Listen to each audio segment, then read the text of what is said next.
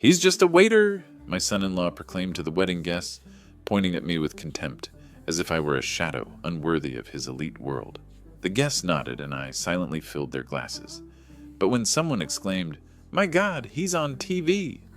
my son-in-law dropped his champagne glass. That moment changed everything. Before we continue, please subscribe to the channel and let us know where you're listening in the comments. The gift box felt heavier in my hands than it should have. Michael's marble foyer stretched before me like a museum exhibit, all sharp edges and cold surfaces. Sophia appeared from the kitchen, her smile bright but strained. "Dad, you made it!" She kissed my cheek, glancing at the wrapped box. "What's that?" "Grandfather's watch," I said, my voice steadier than I felt. "Thought Sophia might want it for the wedding." Michael emerged from the living room, wineglass in hand, surveying me like I'd tracked mud across his Persian rug. His gaze lingered on my pressed khakis and polo shirt, my best clothes, but clearly not enough for his standards. "James!" His handshake was brief, dismissive. "Still working at that Italian place?" "Bella Vista, yes." I kept my voice level.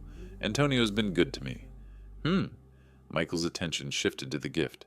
"What's in the box?" Sophia bounced on her toes. "Grandpa's watch. Dad, can I see it?" I unwrapped it carefully, revealing the gold pocket watch that had belonged to my father. Sophia's eyes widened, but Michael barely glanced at it. "Vintage," he said flatly. "Probably worth something to a collector." The dismissal stung. This wasn't about money. It was about family, about history. But before I could explain, Aunt Mary called from the dining room. "Dinner's ready." We moved to the table, another showcase of Michael's wealth. Crystal glasses caught the light from an ornate chandelier. I took the seat Sophia indicated, feeling increasingly out of place among the expensive settings. "So," I began, attempting conversation, "the wedding planning must be exciting. How many guests are you expecting?" Michael cut his steak with surgical precision. "We're keeping it intimate. Close friends, professional associates." "My colleagues from the firm," Sophia added. "Michael's business partners. Family, of course." "Of course," Michael echoed, but something in his tone made me look up. The conversation continued around me. Wedding venues, catering choices, flower arrangements. I listened, offering occasional comments, but Michael's responses grew shorter, his glances more pointed. Finally, he set down his fork. "James, I think we should discuss something." Sophia's fork paused halfway to her mouth. "Michael, it's about the wedding," he continued, his voice taking on a boardroom authority. "I've been thinking about the guest list, the atmosphere we want to create." My chest tightened. "What about it?" "Well," Michael leaned back in his chair, completely at ease. "My guests are influential people. Tech executives, venture capitalists, city council members. This isn't just a celebration, it's a networking opportunity." "Michael," Sophia's voice held a warning. He ignored her. "I need to be direct, James. You're a waiter. My guests move in different circles. Your presence would be problematic." The words hit like a physical blow. I felt my face flush, my hands tighten on my napkin. Around the table, silence settled heavy as lead. "That's my father," Sophia said, her voice sharp. "And I respect that," Michael replied smoothly. "But this wedding is an investment in our future. I won't risk my reputation because of misplaced sentimentality." I found my voice. "I raised Sophia. I worked double shifts to pay for her education. That was admirable," Michael cut me off. "But this is reality. You serve food for a living. My guests create jobs, fund startups, influence policy. Do you really think you belong in that conversation?" The room spun slightly. Sophia was saying something, her voice rising, but the blood rushing in my ears made it hard to focus. Aunt Mary cleared her throat uncomfortably. Michael stood up, his decision made. "Perhaps we should continue this discussion privately. James, would you join me on the terrace?" The sliding door closed behind us with a soft click, cutting off Sophia's protests from inside. Michael's terrace was like everything else in his house, expensive, designed to impress. Below us, workers were setting up white chairs in the garden, stringing lights between trees. My daughter's wedding preparations happening right in front of me. Michael positioned himself against the railing, the garden backdrop framing him like a portrait of success. I stood awkwardly near the door, still clutching the gift box. "Beautiful view, isn't it?" He gestured toward the city lights beyond his property. This house cost me $2.3 million. The wedding alone is running $200,000. The number hit me like a slap. $200,000? I'd never seen that much money in my lifetime, let alone spend it on a single day. 200? I started. 1,000, yes. Michael's smile was cold. Flowers are 15 grand. The photographer, another 8. Sophia's dress? $12,000. Each figure was a reminder of the gap between us. I watched the workers below arranging chairs that probably cost more than my monthly rent. I paid for Sophia's college, I said, my voice quiet but steady. 4 years at Berkeley. Worked double shifts, saved every tip. For her apartment when she graduated. For her car. That was then. Michael's interruption was sharp. This is now. She's my responsibility. And I'm telling you, your presence at this wedding would be an embarrassment. The words burned. I looked down at the gift in my hands. My father's watch that had seemed so meaningful an hour ago. You can't just... I can, and I will. Michael moved closer, his voice dropping to a whisper. Do you understand what this day means? Senator Williams will be there. The mayor, CEOs whose companies could change Sophia's future. And you want to, what, serve them drinks? Through the glass door, I could see Sophia pacing in the dining room, her face twisted with worry. She kept glancing toward the terrace, but made no move to interrupt. She's my daughter, I said. She's my fiancée. Michael's voice was final. And I won't let you turn her wedding into a charity case. This isn't about family sentiment, James. This is about protecting what matters. The workers below had nearly finished with the chairs, row after row of white seats, all facing an altar where my daughter would marry this man, where I wouldn't be allowed to sit. Fine. The word came out barely audible. I won't come. Michael's expression didn't change, but I caught a flicker of satisfaction in his eyes. I'm glad we understand each other. I turned toward the door, the conversation clearly over. My reflection in the glass looked old, defeated. Behind me, Michael remained at the railing, probably already planning which important person would sit in what should have been my seat. James. His voice stopped me at the door. Leave the watch. Sophia shouldn't be burdened with reminders of complications. I paused, my hand on the door handle. The gift box felt impossibly heavy. Without looking back, I stepped inside, walking past Sophia's questioning gaze, past Aunt Mary's concerned frown. I made it to the front door before Sophia caught up with me. Dad, wait. It's fine, sweetheart. I kissed her forehead, still holding the unwrapped watch. Congratulations on your engagement. I walked to my car without looking back, the weight of Michael's dismissal settling into my bones like winter cold. The drive home took me through 3 different worlds. Michael's neighborhood, with its manicured lawns and electronic gates, gave way to middle-class suburbs. Then finally to my part of town, where apartment buildings crowded together, like old friends sharing space. My building had no doorman, no marble foyer, just a lobby with fluorescent lights and mailboxes that hadn't been painted in years. I climbed 2 flights of stairs, my legs feeling heavier with each step. Inside my 1-bedroom apartment, the silence was complete. No expensive artwork on the walls, no crystal glasses catching light from designer fixtures. Just photographs of Sophia at various ages, graduation, birthdays, Christmas mornings when money was tight, but happiness was abundant. I set the watch box on my kitchen table and stared at it. Grandfather's watch, passed down through 3 generations of Collins men. Worth something to a collector, Michael had said, as if its only value was monetary. The calculator sat in my desk drawer, beneath old bills and expired coupons. I pulled it out and started adding. Sophia's tuition, $42,000 per year. Room and board, $18,000 annually. Her car, the down payment had been $3,000 from my savings. Her security deposit when she moved out, another $2,000. The numbers blurred together. Over $200,000, earned 1 table at a time, 1 tip at a time. 20 years of double shifts and aching feet and polite smiles for customers who barely saw me as human. My phone buzzed. Sophia's name appeared on the screen. Dad? Her voice was thick with tears. I'm so sorry about tonight. It's okay, sweetheart. It's not okay.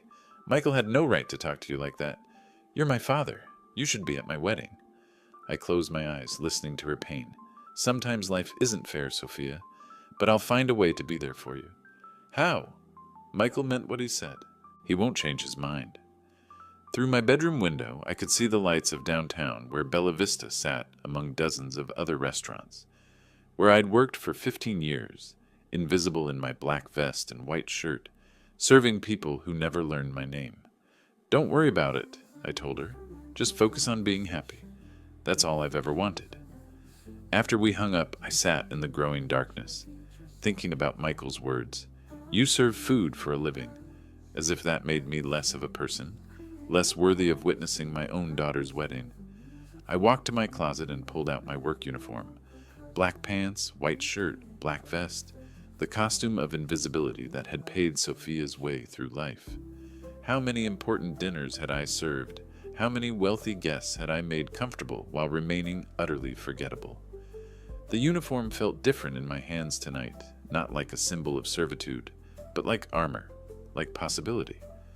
Michael was right about one thing. I was just a waiter, but he'd made a crucial mistake. He'd forgotten that waiters are invisible. We move through important events, serving the powerful, hearing their conversations, witnessing their private moments. We're part of the scenery, essential but unnoticed. I held up the black vest, studying its simple lines. Tomorrow, I would call Antonio and ask him a favor. Not as James Collins, father of the bride, but as James Collins, experienced waiter who knew how to disappear into any crowd. Michael wanted to protect his precious networking event from the embarrassment of my presence. He'd never suspect that the man refilling his guests' wine glasses might be the same person he'd humiliated on his terrace. The watchbox caught the light from my desk lamp, its gold surface gleaming with promise. Grandfather's timepiece, marking moments that mattered. Soon it would mark the moment when a father reclaimed his place at his daughter's wedding. I smiled for the first time all evening. Michael Thompson was about to learn that some battles couldn't be won with money alone. Saturday morning came too early. Sleep had been impossible. My mind cycling through Michael's words, Sophia's tears, the weight of what I was planning. By 8:30 I was dressed and driving toward Bella Vista, the familiar route offering no comfort today. The restaurant looked different in morning light. Empty dining rooms always felt larger, more honest somehow. No guests to perform for, no masks to wear, just tables, chairs, and the quiet hum of preparation. Antonio's SUV sat in the staff parking lot. Good. I needed this conversation to happen before the lunch rush, before other servers arrived with their weekend energy and gossip. Inside, the coffee machine was already brewing. Antonio stood at the prep station, slicing onions with mechanical precision, his weathered hands moving in practiced rhythm. 20 years of friendship had taught me to read his moods. Today he seemed troubled. "You're early," he said without looking up. "Saturday shifts don't start until 10. Couldn't sleep?" I poured coffee into 2 mugs, adding sugar to his the way he liked it. The ritual felt important, grounding. "Antonio, I need to ask you something." He accepted the coffee, finally meeting my eyes. Lines around them spoke of long nights and difficult decisions, the weight of keeping a family business alive in an expensive city. "What troubles you, my friend?" The words came harder than I'd expected. "Tomorrow is Sophia's wedding." "Ah, yes, at the big house in Hillsborough. Very fancy." He sipped his coffee. "You must be proud." "I am, but there's a problem." I leaned against the counter, choosing words carefully. "Her fiancé doesn't want me there." Antonio's knife stopped moving. "What do you mean?" "He thinks I'm not good enough for his guests." "Too embarrassing. Just a waiter," he said. The silence stretched between us. Antonio set down his knife, his expression shifting from confusion to something harder. "This man, he said this to you?" "Last night, told me not to come to my own daughter's wedding." Antonio's hands clenched into fists. In his voice I heard the echo of every slight he'd endured as an immigrant, every time someone had looked through him like he didn't matter. What kind of man turns away a father from his daughter's wedding? The kind who cares more about appearances than family. I took a deep breath. "That's why I need your help."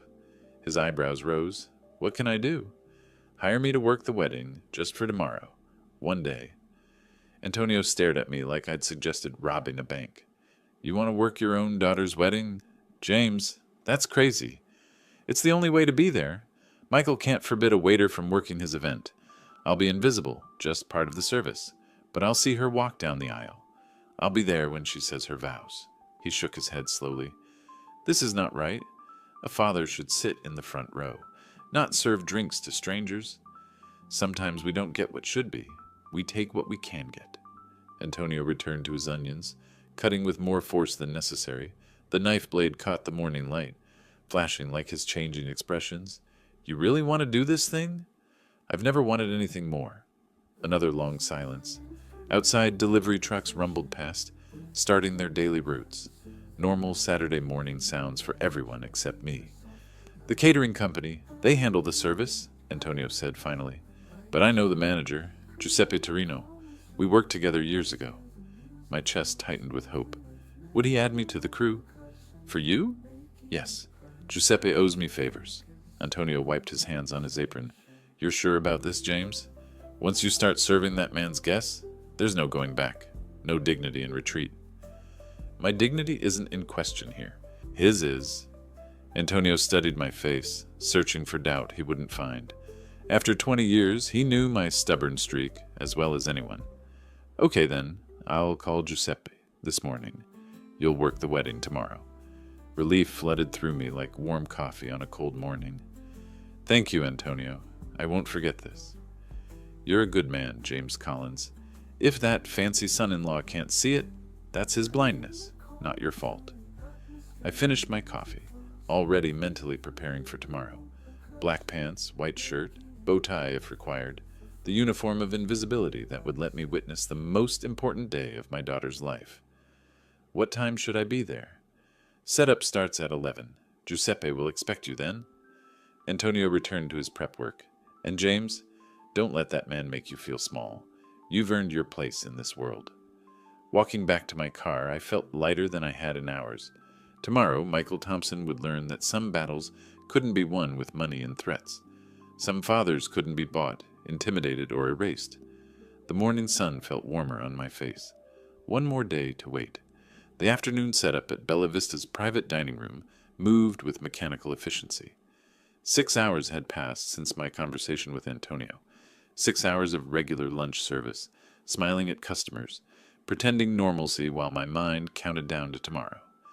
Round tables filled the space like white-clothed islands, each one requiring precise spacing for servers to navigate. I moved between them with practiced ease, adjusting angles, ensuring the room flowed properly for tomorrow's service. Crystal glasses caught light from the chandeliers Antonio had installed last year, each table setting a small masterpiece of folded napkins and polished silverware. Sophia's wedding reception would be beautiful, even if I'd only see it from the kitchen's perspective. The sound of voices from the lobby made me look up. Sophia's laugh carried through the doorway, bright and nervous, followed by heavier footsteps on marble floors. Michael's voice cut through the afternoon quiet. The flowers should be positioned there, not blocking the dance floor. My hands stilled on the tablecloth I was adjusting. They were here for the final walkthrough, checking details for tomorrow's perfection. I hadn't expected this, hadn't prepared for seeing them before the wedding day. Dad? Sophia's voice floated from the doorway. I turned, forcing a smile. She looked radiant in her casual clothes, cheeks flushed with excitement and pre-wedding stress. Behind her, Michael's expression shifted from confusion to recognition to something much darker. What are you doing here? His words came out sharp, accusatory. Working, I kept my voice level, professional. Antonio asked me to help with setup. Michael's face went rigid. You can't be serious. Sophia stepped between us, her wedding glow dimming. What's wrong now? Your father is manipulating the situation, Michael said, his voice rising. I told him not to come to the wedding, so he gets himself hired as staff. I'm here to work, I repeated, straightening another chair. Nothing more. This is manipulation, Michael's control cracked. You want to humiliate me in front of my guests. The accusation hung in the air like broken glass. Sophia's hands pressed to her mouth, her eyes wide with the realization that her wedding day was becoming a battlefield. Stop it, both of you. Her voice cracked with emotion. This is supposed to be the happiest day of my life. Michael pointed at me like I was contaminating his perfect event. He's doing this on purpose, making himself the victim, forcing his way into spaces where he doesn't belong. I belong wherever my daughter is, I said quietly. Not anymore. Michael's mask of civility finally slipped completely. She's my responsibility now, my wife, my guests, my event, and I won't have you serving drinks to people who matter while playing the martyred father. Sophia stepped toward me, tears starting. Dad, you don't have to do this. Yes, I do. I touched her shoulder gently. But don't worry. Your guests won't even notice I'm here. I'll just do my job. Your job, Michael spat, is to stay away. This wedding costs more than you make in 5 years. I won't let you turn it into some pathetic statement about your wounded pride. The numbers again. Always back to money with him, as if dollar amounts determined human worth. My pride isn't wounded, I said. It's intact. Michael's laugh was harsh. Is it? Then why this charade? Why not accept that some doors are closed to you? Because she's my daughter, and tomorrow, when she needs her father's blessing, I'll be here to give it. As hired help, as whatever it takes. Sophia was crying now, quiet tears that broke my heart.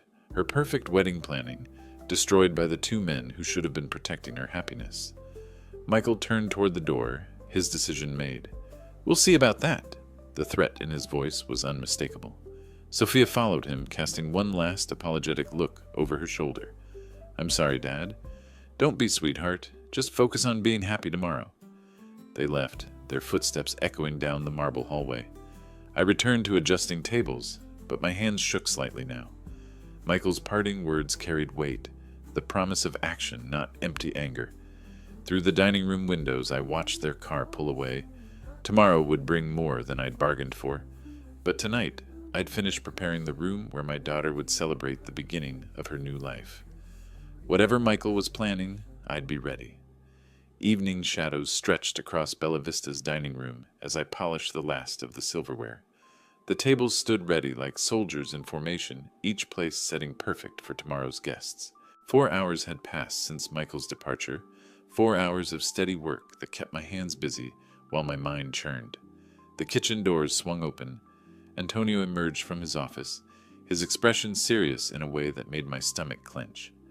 Something had changed in the hour since I'd last seen him. James, my friend? His voice carried weight. We need to talk. I set down the silver serving spoon I'd been polishing. What happened? Antonio pulled out a chair at the nearest table, settling his bulk into it like a man carrying bad news. The gesture itself was telling. Antonio rarely sat during work hours. Your son-in-law came back. My hands stilled. When? Hour ago. Drove up in that expensive car, marched in here like he owned the place. Antonio's weathered face hardened. Made me an offer I was supposed to find irresistible. The words hit like cold water. Michael hadn't accepted defeat on the terrace. Of course he hadn't. Men like him didn't accept anything that challenged their control. What kind of offer? Antonio leaned forward, his voice dropping. $5,000, cash, for not letting you work tomorrow. The number stunned me. 5,000 was more than I made in 2 months.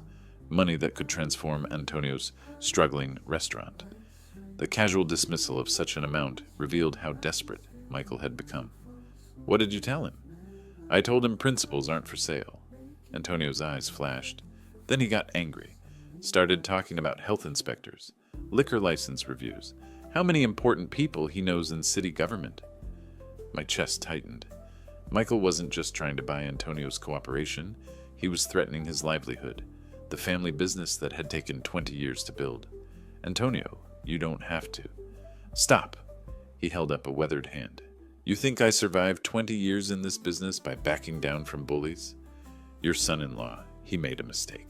He showed me who he really is. The quiet intensity in Antonio's voice was more frightening than any shouting. This was a man who'd built something from nothing, who understood the difference between strength and power. What exactly did he say? That you were obsessed, unstable, that letting you work would endanger his guests' safety. Antonio's mouth twisted with disgust. Then he offered more money.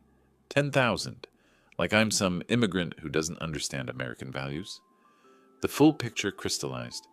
Michael wasn't just embarrassed by my presence. He was genuinely afraid of what I might do, what I might say to his important guests. The control he'd worked so hard to establish was slipping. "I'm sorry," he threatened you. "Threats?" Antonio laughed, but there was no humor in it. "Let him try. I have friends too. Not rich friends, but good friends. Friends who understand loyalty." I resumed polishing silverware, needing the motion to process what I'd learned. Michael's desperation ran deeper than wounded pride. This was about something fundamental, his need to control every aspect of his world, to eliminate any variable that might expose his insecurities. "So what happens tomorrow?" "Tomorrow you work." Antonio stood, decision made. "Giuseppe expects you at 11. And if your son-in-law wants to make trouble, he'll discover that immigrants know how to fight back." The silverware gleamed under the dining room lights, each piece reflecting a distorted image of my face. Tomorrow, I'd use these same utensils to serve Michael's guests, moving through his perfect event, like a ghost he couldn't exorcise. "Thank you, Antonio, for everything." "Don't thank me yet." His expression grew troubled. "Men like your son-in-law, they don't give up easy. Tonight, he'll be making more phone calls, pulling more strings. Tomorrow might not go the way either of us expects." I looked around the dining room one final time. Chairs aligned perfectly, glasses sparkling, flowers arranged with artistic precision. Sophia's wedding reception ready for guests who would never know about the battle being fought for access to it. "Let him make his calls," I said. "Tomorrow, I'll be exactly where I belong." Antonio nodded, heading back toward his office. "Remember, James, we're not just fighting for tomorrow. We're fighting for the right to exist in the same world as our children." The weight of his words settled over me like evening shadows. This wasn't about a wedding anymore. It was about something much larger. Dignity, respect, the right to be present for the moments that mattered most. Tomorrow would test everything I believed about myself, everything I'd taught Sophia about standing up for what's right. Michael Thompson was about to learn that some fathers couldn't be bought, threatened, or erased. I finished the last piece of silverware and turned off the dining room lights. One more night to prepare for the most important performance of my life. 22 hours of waiting had led to this moment. The banquet hall gleamed under crystal chandeliers, every surface polished to perfection. White roses cascaded from tall centerpieces, their petals catching the evening light like scattered diamonds. I moved through this elegance carrying a silver tray of champagne flutes, invisible in my black vest and bow tie. The first guests arrived precisely at 5. Tech executives in $1,000 suits, venture capitalists whose casual conversations involved millions, city officials whose handshakes could change policies. Michael's people, the ones who mattered in his carefully constructed world. "Champagne?" I offered the tray to a distinguished woman in pearls, her evening gown probably worth more than I earned in 6 months. "How lovely," she smiled, accepting a glass. "What an elegant affair. Michael certainly knows how to host." Through the crowd, I caught sight of the head table where Sophia glowed in her wedding dress, radiant despite the undercurrents swirling around her special day. Michael stood beside her, greeting guests with practiced charm, though his eyes kept finding me across the room. An elderly gentleman in a perfectly tailored tuxedo approached my station. "Excellent service, young man. You're very attentive." "Thank you, sir. Would you care for an appetizer?" "Please." He selected a salmon canap from my tray. "You carry yourself well. Not many waiters have such natural grace these days." The compliment warmed me more than it should have. Natural grace. If only he knew the years of training that had created this ease of movement, this ability to navigate social spaces with quiet confidence. "James has worked with us for many years." Antonio's voice came from behind me. "One of our finest staff members." The gentleman nodded approvingly. "It shows. Proper service is becoming a lost art." Michael's voice carried across the room as he laughed at someone's joke, but his laughter seemed forced, his glances in my direction increasingly frequent. Each time our eyes met, I saw the same calculation, wondering when I might crack, when the humiliation might become too much. A young woman in a stunning blue dress approached. "Excuse me, could you help my grandmother to her seat? She's having trouble with her walker." "Of course." I set down my tray and offered my arm to the elderly lady, guiding her carefully between tables. Her grateful smile reminded me of similar moments from long ago, when courtesy wasn't just professional training, but natural instinct. "Such a gentleman," she murmured. "Your parents raised you well." If only she knew my parents had been gone for decades, that everything I'd learned about grace under pressure came from years of performing for audiences far larger than this one. The dining room filled steadily with Michael's chosen guests. Each face represented influence, wealth, connections that could advance careers or destroy them with a whispered word. They spoke in the casual tones of those accustomed to power, discussing stock options and political appointments like others might talk about weather. Sophia caught my eye from across the room and offered a subtle smile, grateful, apologetic, proud. In that moment, she looked exactly as she had at 5 years old, when she'd insisted I wear a crown to her imaginary tea parties, because fathers should look important too. Michael moved toward the head table, preparing for the traditional toasts. His confidence seemed restored now, surrounded by his peers, secure in his territory. The nervous energy from yesterday had transformed into something more dangerous, the assurance of a man who believed he controlled every variable. I refreshed champagne glasses around the room, ensuring everyone was prepared for the formal ceremony portion of the evening. The crystal sang softly as glasses touched, a delicate music that spoke of celebration and joy. At the head table, Michael stood and tapped his glass with a silver spoon. The room's conversation gradually quieted, all attention turning toward the groom, who commanded their respect through wealth and influence. "Ladies and gentlemen," his voice carried easily across the space, "if I could have your attention for a moment." The room fell silent as Michael's voice commanded attention.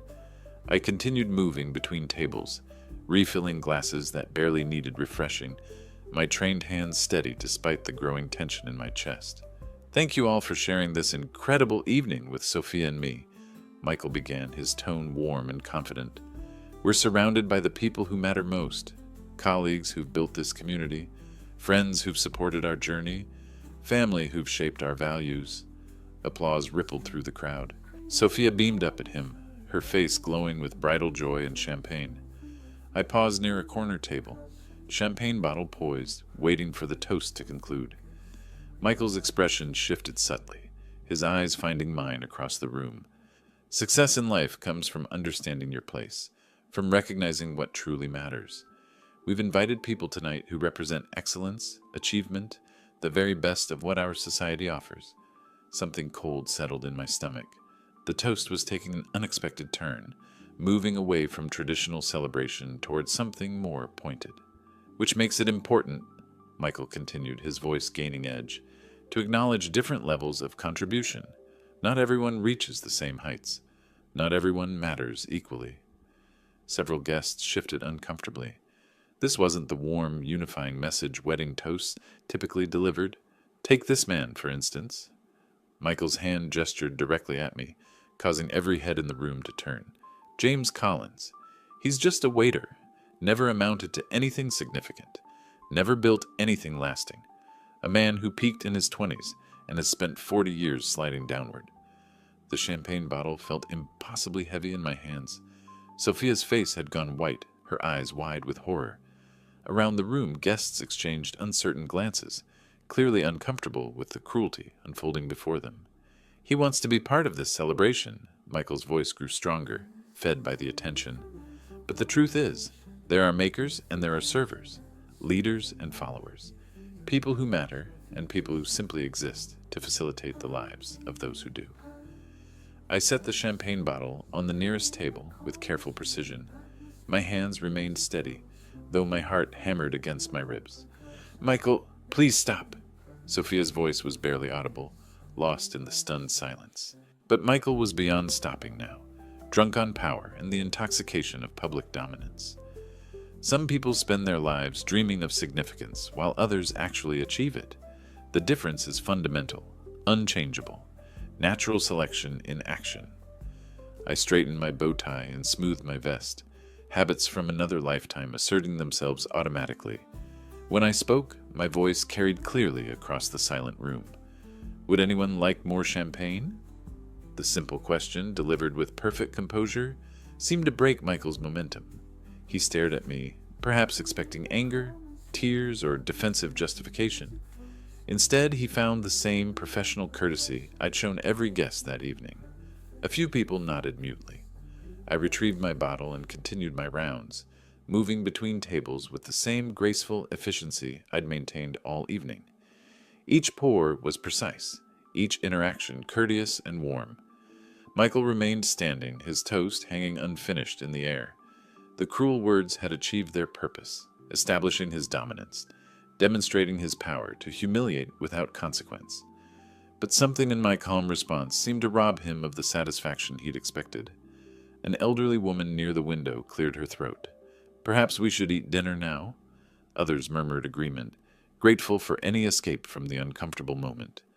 Sophia pressed her napkin to her eyes, trying to preserve her makeup while processing the horror of what had just occurred. I reached their table last, approaching with the same professional demeanor I'd shown everyone else. "More champagne for the bride and groom?" Sophia looked up at me with tears threatening to spill. "Dad, I'm so sorry. It's your wedding day, sweetheart. Nothing else matters." Michael watched our exchange with narrowed eyes, perhaps realizing that his public attack had failed to break me as intended. If anything, my composure made his cruelty appear petty and small. The room buzzed with uncomfortable energy, guests struggling to process what they'd witnessed. Conversations restarted gradually, but the celebration's joy had been poisoned by Michael's display of power. I moved toward the kitchen to check on the next course, leaving behind a room full of people who would remember this evening not for its elegance, but for the moment when a groom chose cruelty over celebration. The damage was done, but I was still standing. 15 minutes had passed since Michael's toast, and the room still hummed with residual discomfort. Conversations had resumed, but they carried an artificial quality, guests working harder than usual to maintain festive spirits. I continued my service rounds, offering second helpings and clearing plates with the same quiet efficiency. Near the far wall, a young man in his 20s sat scrolling through his phone, occasionally glancing at the television mounted above the bar. Bella Vista kept classic films playing during events, Antonio's touch of old Hollywood glamour that distinguished his venue from sterile hotel ballrooms. The young man's attention drifted between his device and the screen, where black and white images flickered in the background of the wedding chatter. Something caught his focus, causing him to lean forward and study the television more intently. I was clearing glasses from a nearby table when I heard his sharp intake of breath. "Oh my word," he said, loud enough to catch his companion's attention. "He's on television."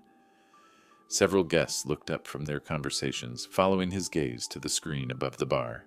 The young man's excitement was infectious, drawing more eyes toward whatever had captured his interest. "That's the same man." His voice carried clearly across the dining room now. "The waiter!" The word rippled through nearby tables like a stone dropped in still water. Heads turned between the television screen and my position near the dessert station, trying to understand the connection being made. An elderly woman in an emerald dress peered over her glasses at the screen, then at me, then back again, her face transformed with recognition and wonder. "I remember that film," she said, her voice trembling with excitement. "He was wonderful. Such presence, such natural ability." More guests were turning now, drawn by the growing commotion. The television showed a young man in a naval uniform, his face earnest and hopeful as he spoke to someone off camera. The image was crisp despite its age, every detail clear under the restaurant's careful lighting. "That's definitely him," another voice confirmed. 30 years younger, but absolutely the same person. I felt the weight of every gaze in the room settling on me like spotlights. The careful invisibility I'd maintained all evening evaporated in an instant, replaced by the uncomfortable exposure I'd spent decades avoiding. Michael's champagne glass slipped from his fingers, hitting his plate with a sharp crack that seemed to echo through the sudden quiet. His face had gone pale, mouth slightly open as he stared between the television and me. "Ladies and gentlemen," the young man called out, now standing in his excitement, "we have a genuine movie star serving our champagne." The revelation spread through the room like wildfire. Guests pulled out phones, searching movie databases and streaming services. Elderly attendees shared memories of seeing my films in theaters, their voices growing animated with nostalgia and discovery. James Collins, one woman read from her phone. 7 major films between 1988 and 1995. Golden Globe nomination for Atlantic Crossing. Sophia's hands pressed to her mouth, her eyes wide not with shame but with dawning understanding. She was seeing her father's sacrifices through new eyes, comprehending the magnitude of what he'd given up for her future. I continued clearing the table in front of me, my movements unchanged despite the scrutiny. The young man on the television screen delivered his lines with passion and conviction, while the older man in the dining room simply did his job. "Why didn't you say anything?" a guest called out, his tone respectful rather than mocking. I looked up from the plates I was stacking, meeting his gaze with the same quiet dignity I'd maintained all evening. "Tonight isn't about me." The simple response seemed to deepen the room's fascination. Here was a man who had commanded theater screens, who had been recognized and celebrated, now serving champagne without seeking recognition or special treatment. Michael remained frozen at the head table, his elaborate plans for dominance crumbling around him. The man he'd publicly dismissed as insignificant had just been revealed as someone who had achieved exactly the kind of recognition Michael desperately craved. Around the room, phones emerged as guests searched for clips and photographs, eager to connect their glamorous discovery with the gracious server who had impressed them all evening. The television continued playing, indifferent to the drama unfolding in its glow. The room pulsed with excited whispers and pointing fingers. Guests huddled around phones, searching for clips and photographs, their faces bright with the thrill of discovery. I continued holding my empty serving tray, feeling the weight of every gaze but maintaining the same professional posture I'd carried all evening. The whispers grew louder. 7 films between 1988 and 1995. Golden Globe nomination. I remember seeing him in theaters. The excitement was infectious, spreading through the dining room like ripples on a pond. I set my tray on the nearest table and slowly untied my apron. The simple gesture felt monumental, like removing a costume I'd worn for too long. Beneath it, my white shirt and black vest remained, but something fundamental had shifted. "Yes," I said, my voice carrying easily across the suddenly quiet room. "That's me in the film. I was once an actor." The admission seemed to release something in the air. Guests leaned forward, drawn by the quiet confidence in my tone. "But when Sophia was born," I continued, glancing toward my daughter's tear-streaked face, "I chose family. I chose love over spotlights, steady work over uncertain fame, and I've never been ashamed of serving others, of honest work that paid for my daughter's education and future." Sophia pushed back her chair and moved toward me, her wedding dress rustling against tables as she navigated through the crowd. Other guests stepped aside, creating a path between us. "Dad?" Her voice broke on the word. "Why didn't you ever tell me?" I reached out and took her hands, feeling their tremor through her white gloves. "The past doesn't define us, sweetheart. What matters is that I'm here, with you, on the most important day of your life." Tears spilled down her cheeks, carrying mascara in dark trails. "You gave up everything for me." "I gained everything," I corrected. "A daughter who became an extraordinary woman. 28 years of watching you grow, learn, succeed. No role could have given me that." Around us, the room had fallen completely silent. Even the kitchen staff had emerged from their station, drawn by the emotion unfolding in their dining room. An elderly man near the windows stood first. "You're a true gentleman, sir." The words seemed to break a dam. Other guests rose, their applause starting tentatively but growing stronger. Soon the entire room was standing, celebrating not the revelation of a former celebrity, but the recognition of genuine character. "To James," someone called out. "To real men who choose family," another voice added. The applause continued, warm and sustained.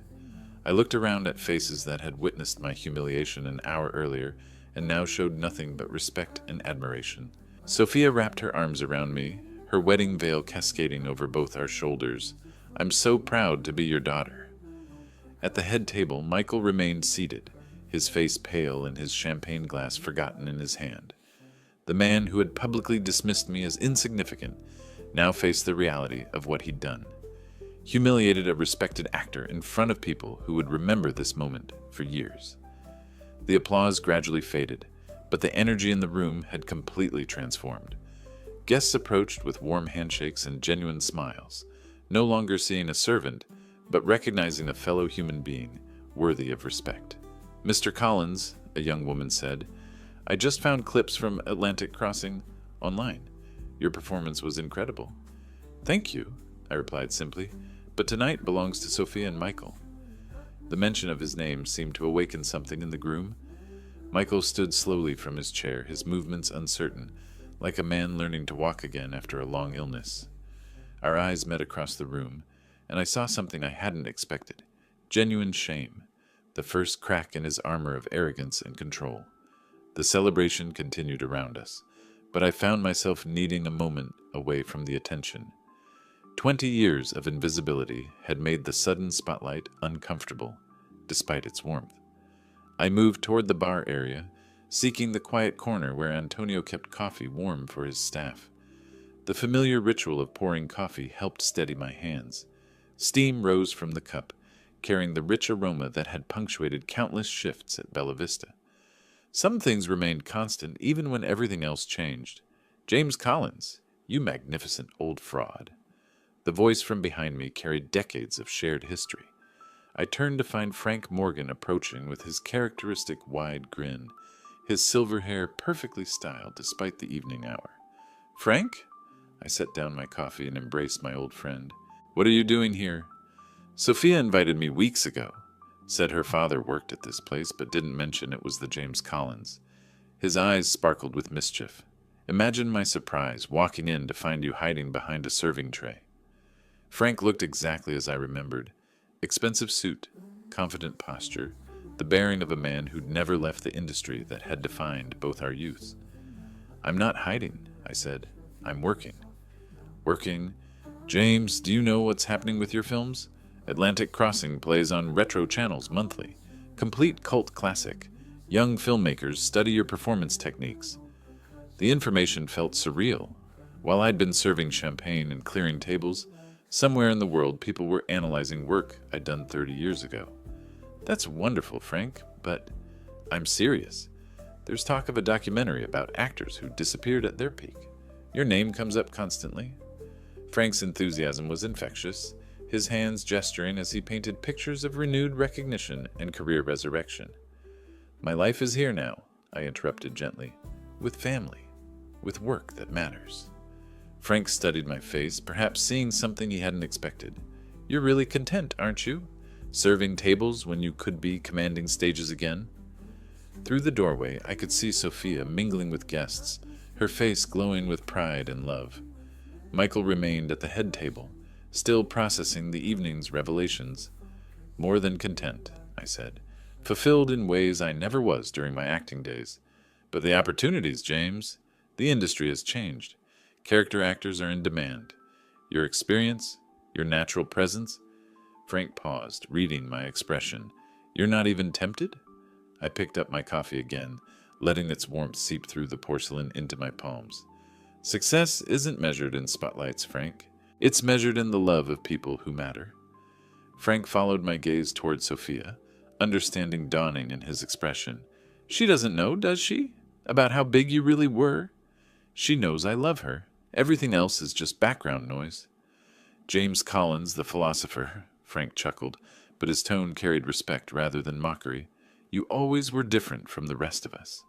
"Not different, just clear about priorities." We stood in comfortable silence, two old friends separated by decades of different choices. Frank's path had led through continued industry connections, mine through serving trays and parent-teacher conferences. Neither was wrong, but only one had brought me peace. "The offer stands," Frank said quietly. "If you ever want to explore possibilities, I know people who would be thrilled to work with you again." "I appreciate that, truly, but my performing days are behind me." Frank nodded, finally understanding that this wasn't false modesty or fear, but genuine contentment with the life I'd built. Across the room, I noticed Michael standing now, his posture different than before.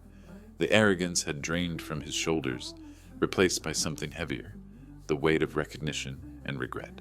I should get back, I said to Frank. Family obligations. Of course, Frank clasped my shoulder. For what it's worth, you made the right choice. That daughter of yours looks at you like you hung the moon. As Frank melted back into the crowd of guests, I finished my coffee and prepared to return to whatever came next. The evening had brought revelations I'd never expected, but my priorities remained unchanged. Sophia's happiness, family peace, the simple satisfaction of work well done. Michael was walking toward the microphone now, his face set with determination. Michael's approach to the microphone drew every eye in the room. His earlier confidence had evaporated, replaced by the careful movements of a man navigating unfamiliar, emotional territory. I remained near the bar, watching as my son-in-law prepared to address the same audience he'd commanded so cruelly an hour before. He tapped the microphone and the room quieted instantly. Wedding guests who had been chatting excitedly about my acting career turned their attention to the man who had publicly humiliated me, curious about what he might say now. Ladies and gentlemen, Michael began, his voice lacking its previous authority. Earlier tonight, I said things that were inexcusable. I want to apologize, especially to James. The silence was absolute. Even the kitchen staff had stopped their cleanup to listen. I was wrong, completely wrong. Michael's eyes found mine across the room. He's not just a waiter. He's a wonderful father, a man of genuine character, and someone who gave up fame to raise his daughter with love and dedication. His voice caught slightly on the words, the practiced businessman struggling with public vulnerability. I judged him by superficial standards, by income and social position, when I should have recognized the depth of his character. James Collins is more of a man than I realized, and I'm sorry it took this evening for me to see it. Michael paused, gathering courage for what came next. James, if you'll accept it, I'd like to start over, not as the embarrassing father-in-law I tried to hide, but as Sophia's beloved father, welcomed and honored in our family. The room held its breath. All eyes turned to me, waiting for my response to this public reversal. I walked toward the head table, my steps measured and calm. Sophia watched with tears streaming down her face, her hands pressed to her heart. Thank you, Michael, I said, my voice carrying clearly through the quiet room. Family is what matters most. Everything else is just noise. I extended my hand to him. He took it with both of his, the gesture more than a handshake. It was a bridge across the chasm his earlier cruelty had created. I'm sorry, he whispered, loud enough for nearby guests to hear. I was threatened by your relationship with Sophia, scared you'd make me look small by comparison. You did that yourself, I replied gently, but we can move forward from here. Sophia stood and moved toward us, her wedding dress flowing around her like clouds. She wrapped her arms around both of us, creating a circle of reconciliation that had seemed impossible an hour earlier. I love you both, she said through tears of joy rather than pain. The room erupted in applause, but this time it felt different. Not the polite recognition of social obligation, but genuine celebration of authentic resolution. Guests rose from their seats, raising glasses in spontaneous toasts. To James! To family! To real character! Antonio emerged from the kitchen, his weathered face bright with satisfaction. 20 years of friendship had led to this moment of vindication, and his smile said everything words couldn't express. As the applause continued, Michael turned to address the room one final time. Tonight was supposed to be about celebrating love and new beginnings. It took me too long to realize that love includes honoring the people who shaped the woman I'm lucky enough to marry. He lifted his champagne glass. To James Collins, actor, father, and the man who taught my wife that true success means putting family first. The toast echoed through the room, glasses clinking in harmony rather than obligation. The celebration that had begun as a display of wealth and status had transformed into something deeper, a recognition of authentic values and genuine character. Sophia took my arm as the formal dinner concluded and the dancing began. Would you honor me with the father-daughter dance, Dad? Always, I replied. As we moved onto the dance floor, I caught sight of my reflection in the mirrors along the wall, still wearing my waiter's vest and bow tie, but somehow looking different. Not like hired help, but like exactly who I was, a father celebrating his daughter's happiness. The music began, and Sophia and I danced while wedding guests formed a circle around us. Michael watched with a genuine smile, his earlier arrogance replaced by what looked like gratitude. Frank appeared at the edge of the crowd, raising his glass in a subtle salute to the man who had chosen love over acclaim, and found both in the end. If you like this story, please like this video, subscribe to the channel, and share your impressions of this story in the comments. To listen to the next story, click on the box on the left. Thank you for watching.